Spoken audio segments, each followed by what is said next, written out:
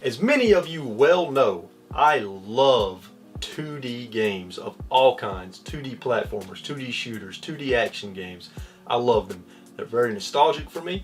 I still play them to this day, whether it be modern 2D games or retro 2D games.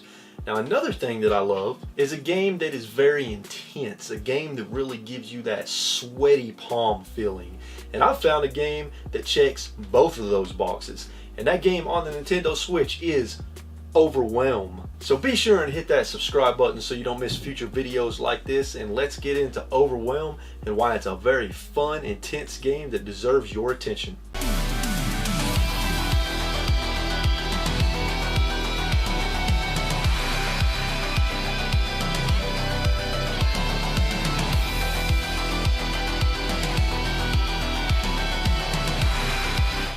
Overwhelm is a 2D action-adventure game with some platforming elements to it, and it's a very difficult and intense game. In Overwhelm, you're dropped into a place called the Hive, and your goal is to defeat 5 bosses, get the crystal from those bosses, and take it back to the center of the Hive.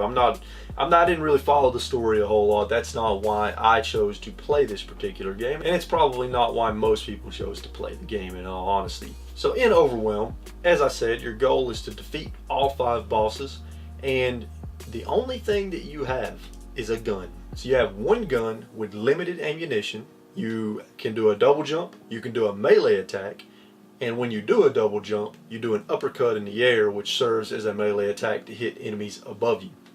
You never get any upgrades in the game. You never get a new gun. You can find ammo for your gun in various places scattered around the map, but ammo is few and far between, so you got to be very careful. If you get hit one time, you're dead. If you die 3 times, it's game over. So you got to be very careful in this game. Now, you also have a button to open a map, and your map starts off with just a black screen with these dots flashing in certain areas of the map, and this shows you where the different bosses are that you have to find. As you explore the Hive, the map starts to fill in so that you can find your way back to the center. Because when you defeat a boss, you get a crystal that you have to take back to the center of the map. When you first start the game, the enemies are pretty basic. You've got this enemy that sort of looks like a monkey and it hops towards you. You've got a bat, there's jellyfish. The enemies in the beginning are not that difficult, but they can still kill you in one hit, so you have to be careful. It's also a good idea to try to conserve your ammo for boss fights and try to kill the enemies with melee attacks, or just avoid them altogether, because as I said, ammo is pretty rare and scattered throughout the map. Now if you make it back to the center of the map, you'll restore the ammo in your gun, but otherwise you have to hope that you find a chest on the map with additional ammo in it. You have to have pretty fast reflexes in this game in most cases. Some of the enemies will sneak up on you, so you got to be very careful, but the boss fights, that's where the real difficulty lies. I've only encountered 2 of the bosses so far. One of them was like a flying demon looking beast, and the other one was this Cthulhu looking squid thing with one eye. The flying demon absolutely demolished me twice, but I did beat the squid boss on my first try, so I was pretty proud of that. So as I stated before, when you destroy a boss, you get a crystal, but when you get this crystal, the enemies on the map get powered up, because that's one of the things about this game is your character never gets more powerful, but the enemies do. So the odds are constantly stacked against you. When you get a crystal, it may just be that a certain enemy type is upgraded or powered up, or it may introduce a new enemy to the map that you have to contend with. The game kind of tells you what's going to happen after you get the crystal. Also, the game kind of tells you about certain enemy types that you're going to encounter throughout the map as you enter different sections of the map. There's also water you can go down into, and you have an air meter that if it runs out, obviously you're going to die, so you got to be careful anytime you're underwater. Now, one of the things that I love about this game is how freaking intense it is, and this is an intense game. It may not look like it from the gameplay, but it is very intense. So there are several things that make the game intense. Number 1, as I stated before, get hit one time, you die. Die 3 times and it's game over. So that creates an intensity in the game because you have to really be careful around enemies, because if they touch you, you're dead. And also, when you're on that 3rd life, you know if you die one more time, it's game over. Now, you can restore your lives if you get a crystal by defeating a boss and bring that crystal back to the center of the map, then you'll have 3 lives again. So that makes the game very intense, but there are other things that make the game intense that I feel like were pretty unique. The first time you die in the game, your field of vision shrinks, and what I mean by that is there's an oval around the screen, and on the outer edges of that oval is just black. So it sort of cuts off how far you can see on the screen, which makes enemies more likely to sneak up on you and kill you. When you die a second time and you're on that third and final life, not only does the circle shrink a little bit more, but there's also sort of a vibration effect on the screen and a very nerve-wracking noise that adds to the intensity. The best way I know how to describe it is a record scratching and just doing that over and over and over. And it's very grating, and it makes it hard to focus, and it makes it hard to concentrate. And that's the game telling you, hey buddy, if you die one more time, it's game over. You're done.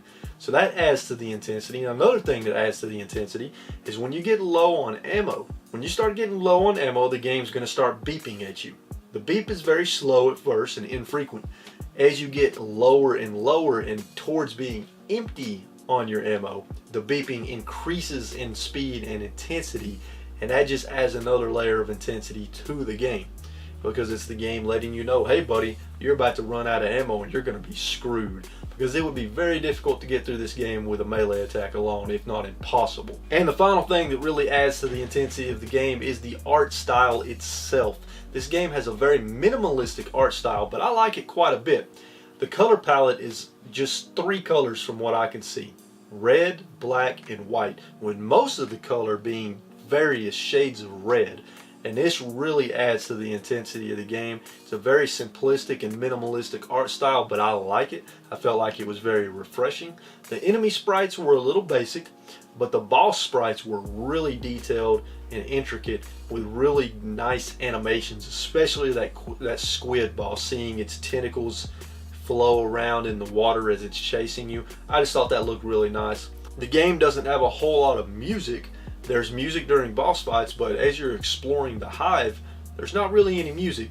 And to me, this adds even more to the intense atmosphere of the game. So that's Overwhelm. It's a very fun, but very difficult and intense game. So if you don't like difficult and intense games, this may not be the game for you. However, if you do like a challenge, you may want to look into Overwhelm, because it will provide you with a challenge. And one thing that I forgot to mention earlier, and I haven't had a chance to try it out yet myself, but the game also features co-op.